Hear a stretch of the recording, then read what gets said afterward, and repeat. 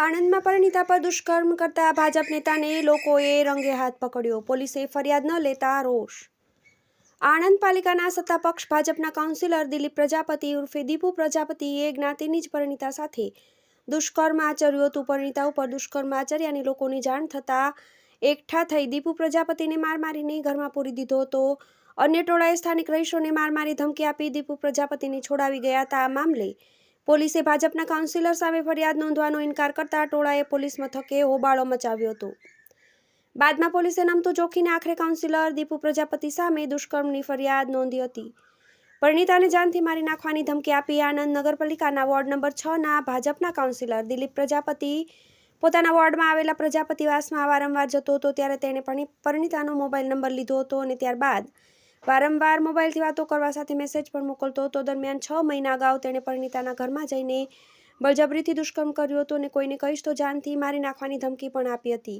ધમકીના લીધે પરિણીતા ગભરાઈ ગઈ હતી અને પોતાના પરિવારજનોને જણાવ્યું ન હતું. બાદમાં પરિણીતાએ દીપુ પ્રજાપતિ સાથે વાતચીત કરવાનું બંધ કરી દીધું હતું. જોકે દીપુ પ્રજાપતિએ તેને વારંવાર મારી સાથે વાતચીત કેમ કરતી નથી એવું કહીને ધમકીઓ પણ આપી હતી. ભાજપના કાઉન્સિલરે એકલતાનો લાભ લઈને પરિણીતા પર દુષ્કર્મ આચર્યું. શનિવારે મોડી રાત્રે 11:30 વાગે ભાજપના કાઉન્સિલર દીપુ પ્રજાપતિ પરિણીતાના ઘરમાં ગયો ત્યારે તે 2 બાળકો સાથે સૂતી હતી. દીપુ પ્રજાપતિએ એકલતાનો લાભ લઈને પરિણીતા પર દુષ્કર્મ આચર્યું હતું. તે વખતે પતિએ આવી જતા બૂમો પાડતા આજુબાજુના રહીશો ભેગા થઈ ગયા હતા. બાદમાં લોકોએ ભેગા મળીને દીપુ પ્રજાપતિને માર મારીને ઘરમાં પૂરી દીધો હતો. દીપુ પ્રજાપતિએ મોબાઈલથી 8 જેટલા પોતાના મિત્રોને સ્થળ ઉપર બોલાવતા ઘરના દરવાજા ખોલીને દીપુ પ્રજાપતિને છોડાવી ગયા હતા. ભેગા થયેલા આસપાસના રહીશોને માર મારી તેમજ કોઈને કહેશો કે પોલીસ ફરિયાદ કરશો તો જોવા જેવી થશે તેવી ધમકી આપીને કાઉન્સિલર તેના સાગરીતો જતા રહ્યા હતા. પત્ની સાથે દુષ્કર્મ થતા પતિ સહિત આણંદ ટાઉન પોલીસ સ્ટેશનમાં ફરિયાદ નોંધાવવા માટે ગયા હતા, પરંતુ કાઉન્સિલર ભાજપનો હોવાથી ફરિયાદ નોંધવા માટે આનાકાની કરી હતી. બાદમાં ભેગા થયેલા ટોળાએ હોબાળો મચાવ્યો હતો. દીપુ પ્રજાપતિ સામે દુષ્કર્મની ફરિયાદ દાખલ આણંદ ટાઉન પોલીસ મથકના પીઆઈ વીડી ઝાલાએ જણાવ્યું હતું કે હાલ પીડિતાના નિવેદનને આધારે આણંદ વોર્ડ નંબર 6ના ભાજપના કાઉન્સિલર દીપુ પ્રજાપતિ સામે દુષ્કર્મની ફરિયાદ દાખલ કરવા સાથે તપાસ શરૂ કરાઈ છે. જોકે હજુ આરોપીની ધરપકડ કરવામાં આવી નથી. આ ઉપરાંત દીપુ પ્રજાપતિના બંને ભાઈઓ સામે પણ ફરિયાદ નોંધવામાં આવી છે.